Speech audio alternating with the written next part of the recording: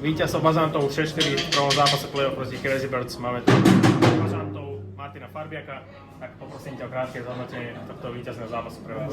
Tak, zápas bol vyhecovaný, hralo sa dosť tvrdo do tela, super bol nepríjemný, boli dosť rýchli.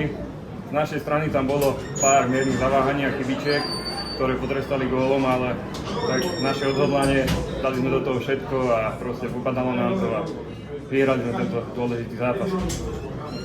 Získali si matchball, lebo sa hrá na 2 víťazné zápasy, tak ako nastúpiť do toho ďalšieho zápasu a ako dôležité je toto prvé víťazstvo? Tak, čo sa týka psychiky, tak máme navrh. Určite nám to dá také odhodlanie do toho druhého zápasu, že musíme sa poučiť hlavne z tých chýb, čo sme spravili a vyhrať aj druhý zápas. Ďakujem pekne za rozhovor a držím palce. Ďakujem. Díky. Dobre.